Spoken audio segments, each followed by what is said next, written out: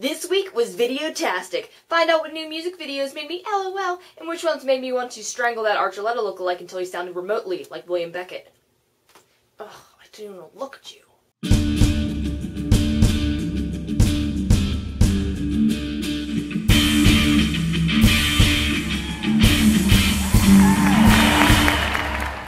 Hey, I'm Jess Paul, WreckedRadio, and this week's video started off with We the Kings featuring Demi Lovato with Will Be a Dream. The video featured pillow fights in the middle of the woods. And then came the pretty girl, Demi Lovato, who I love, but her presence really Disneyed it up a little bit because that's kind of all she does. Good things We the King are a cute band to start with. Next video to check out is Something Corporate's Woke Up in a Car, the Owl City remix. Video was super fun and cute with the guys running around school looking super spiffy in their uniforms. My prediction is that this is going to be a few kids' summer song. Next in music video news, the American Idol contestants did a music video commercial for Ford featuring the song We've Got a Big Mess on Our Hands Tonight by The Academy Is. It's funny how well I predicted this. With the Idol's history of throwing paint on each other for a Ford commercial, it turns out that sure enough, they turned this song about inner turmoil into a video where the cute one trips over a bucket of paint and the other one loses a fruit stand, causing a big mess. Idol, I am sick of you babyfying these songs. I can honestly say that this season is so uninteresting now that YouTuber Andrew Garcia is gone, and it doesn't help that you make the other contestants stand awkwardly around, lip-syncing to a song that they probably never heard until 48 hours prior. Thanks. I think I'm done. Last and coolest video to talk about is Forever The Sickest Kids, She Likes. This one was freaking hilarious. The boys take to the mini golf course and make funny faces in front of a green screen.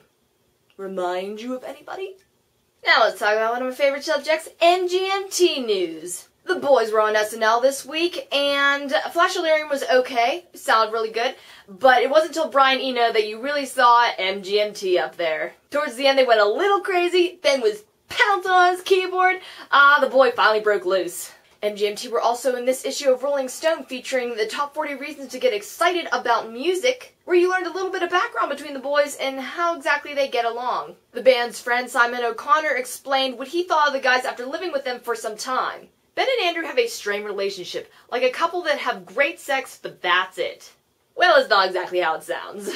O'Connor was actually describing how the boys of MGMT would not talk to each other for weeks until one day they would finally shack up in Ben's room and write new music like nothing had ever happened. The article ended with Andrew saying, "The last few years took over the friendship side of things, which was there when we met a long time ago. We're getting back to where it used to be now."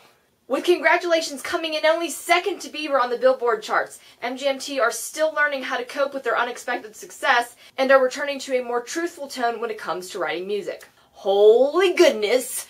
The Young Vanes have released a track list for their new album, Take a Vacation.